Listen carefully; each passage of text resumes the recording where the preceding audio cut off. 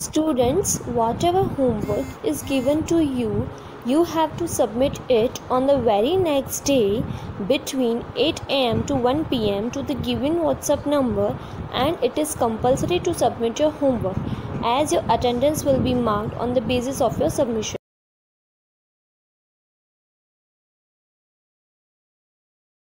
Okay students, today we will start lesson number 6, The Revolt of 1857, जिसका मतलब होता है 1857 का विद्रोह. Okay, now let us start the explanation of the lesson.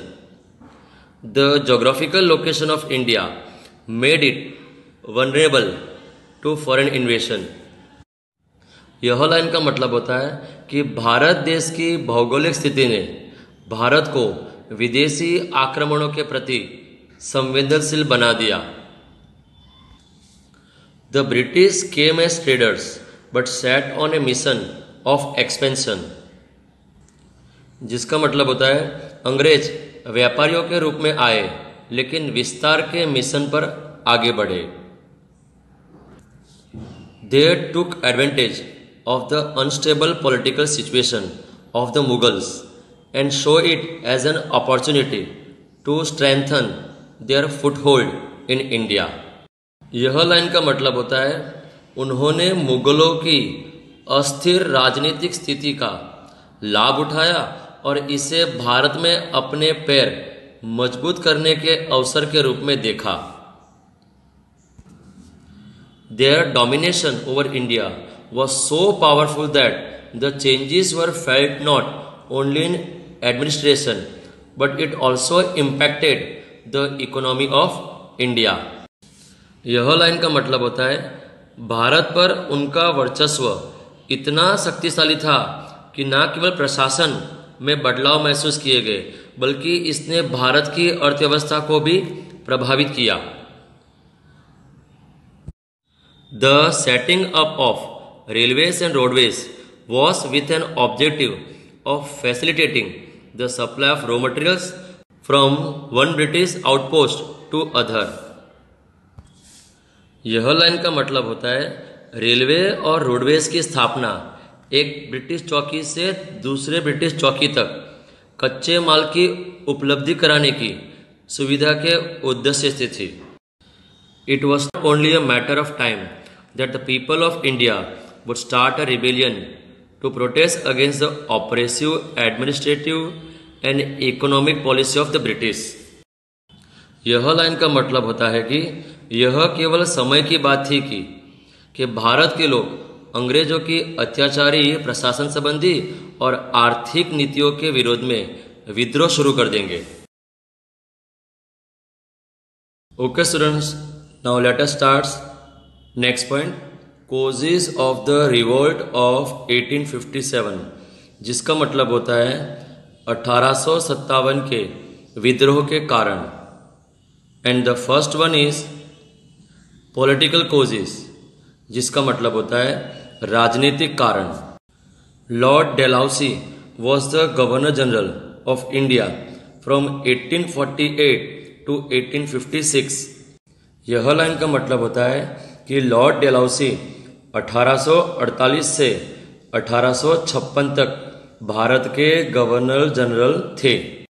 He introduced an oppressive annexation policy called the doctrine of lapse. यह line का मतलब होता है कि लॉर्ड डेलहाउसी ने अत्याचार करने की नीति का आरंभ किया जिसे पतन का सिद्धांत कहा जाता है. Any princely state would automatically come under the control of the British if the ruler was considered incompetent or died without a male heir. यह लाइन का मतलब होता है कि कोई भी रियासत अपने आप अंग्रेजों के कब्जे में आ जाती अगर शासक को अयोग्य माना जाता या पुरुष वारिस के बिना मर जाता. Okay students, now let us start next paragraph. The annexation of Satara in 1848, Nagpur in 1854 and Jhansi in 1853 also angered the affected people. यह लाइन का मतलब होता है कि सतारा 1848, नागपुर 1854 और झांसी 1853 जैसे राज्यों पर कब्जा करने से प्रभावित लोगों को भी नाराज किया। Nana Saheb, the adopted son of Bajirao second, was not recognised as an heir by the British. यह लाइन का मतलब होता है बाजीराव द्वितीय के दत्तक पुत्र नाना साहेब को अंग्रेजों ने उत्तराधिकारी या तो हम कह सकते हैं वारिस के रूप में मान्यता नहीं दी थी। He too became an enemy of the British along with Lakshmibai of Jhansi and Bahadur Shah, the last Mughal emperor. यह लाइन का मतलब होता है नाना साहेब झांसी की रानी लक्ष्मीबाई और अंतिम मुगल बहादुर शाह के साथ अंग्रेजों के भी दुश्मन बन गए। डेलहाउसी's policy of annexation unnerved the ruler of the princely states as one kingdom after the other passed into the hands of the company। यह लाइन का मतलब होता है कि डेलहाउसी की राज्यों को अपने कब्जे में करने की नीति ने देशी रियासतों के शासकों को एक राज्य के रूप में एक के बाद एक कंपनी के हाथों में देने के लिए मजबूर किया। Awadh was annexed on the pretext that the state was misgovern. यह लाइन का मतलब होता है कि अवध को शासन सही रूप से न चलाने के बहाने कब्जे कर लिया गया था। The nawab of Awadh submitted without any resistance but this caused a lot of ill will against the British. यह लाइन का मतलब होता है कि अवध के नवाब ने बिना किसी विरोध के अपने आप को प्रस्तुत किया, लेकिन इससे अंग्रेजों के खिलाफ बहुत बुरा हुआ। Okay students, now let us understand second cause, social causes, जिसका मतलब होता है सामाजिक कारण। Many changes took place in the tradition and customs of the Indians. यह लाइन का मतलब होता है भारतीयों की परंपराओं और रीति रिवाजों में कई बदलाव हुए। Lord William Bentinck made the practice of sati punishable.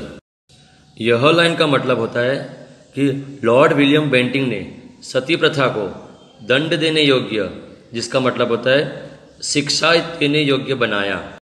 Window remarriage was made legal. यह लाइन का मतलब होता है विधवा पुनर्विवाह को कानूनी बनाया गया। Female infanticide, child marriage and polygamy were ban. यह लाइन का मतलब होता है महिला बाल हत्या, बाल विवाह और बहुविवाह पर प्रतिबंध लगा दिया गया। The common people did not like this transformation of their society as they considered this reformer to be threat to their social system. यह लाइन का मतलब होता है कि आम लोग अपने समाज के इस परिवर्तन को पसंद नहीं करते थे, क्योंकि वे इन सुधारकों को अपनी सामाजिक व्यवस्था के लिए खतरा मानते थे। Developments such as the introduction of the railways and telegram were not received well. यह लाइन का मतलब होता है कि रेलवे और टेलीग्राम की शुरुआत जैसे विकास को अच्छी तरह से प्राप्त नहीं किया गया था। Developments in science were a challenge to the social order and brought about social unrest. यह लाइन का मतलब होता है कि विज्ञान में विकास सामाजिक व्यवस्था के लिए एक चुनौती था और सामाजिक अशांति के लिए लाया गया था। Okay students, now let us understand next causes and they are economic causes, जिसका मतलब होता है आर्थिक कारण। As more and more territories were annex under the doctrine of lapse, the company officers received huge salaries and a lot of wealth was sent to England. यह line का मतलब होता है कि अधिक से अधिक क्षेत्रों में पतन के सिद्धांत के तहत कंपनियों के अधिकारियों को भारी वेतन मिलता था और बहुत सारी संपत्ति इंग्लैंड भेजी जाती थी। Many people lost their jobs because of industrialisation. यह लाइन का मतलब होता है कि औद्योगिकरण के कारण कई लोगों की नौकरी चली गई। Huge taxes were collected from the zamindars and the peasants. यह लाइन का मतलब होता है कि जमींदारों और किसानों से भारी कर वसूला जाता था। Cultivators were like mere tenants and zamindars were mere revenue collector and not the real owner of the land. यह लाइन का मतलब होता है कि खेती करने वाले सिर्फ किराएदार की तरह थे और जमींदार सिर्फ आवक के संग्राहक थे और जमीन के असली मालिक नहीं थे। Pathetic agricultural condition led to famines. यह लाइन का मतलब होता है कि दयनीय कृषि स्थितियों के कारण अकाल पड़ गए। Okay students, now let us understand next causes and they are religious causes, जिसका मतलब होता है धार्मिक कारण। The introduction of Western education was thought of as an attempt to convert people to Christianity। यह लाइन का मतलब होता है कि पश्चिमी शिक्षा की शुरुआत लोगों को ईसाई धर्म में परिवर्तित करने के प्रयास के रूप में हुई थी। Some missionaries criticized the practice of sati and child marriage as unreasonable and pressurized the people to convert to Christianity। यह लाइन का मतलब होता है कि कुछ धर्म प्रचारकों ने सती और बाल विवाह की प्रथा की अनुचित और दबे हुए लोगों द्वारा ईसाई धर्म में परिवर्तन करने की आलोचना की। Levying taxes in the land on which temples and mosques were built lent further support to the idea that people's religion were under threat। यह लाइन का मतलब होता है कि जिन मंदिरों और मस्जिदों का निर्माण किया गया था उस जमीन पर कर लगाने से इस विचार को समर्थन मिला कि लोगों के धर्म खतरे में थे। So students, today we discussed about causes of the revolt of 1857, in which we studied about political causes, social causes, economic causes and religious causes, and in next lecture we will continue the remaining lesson. Thank you.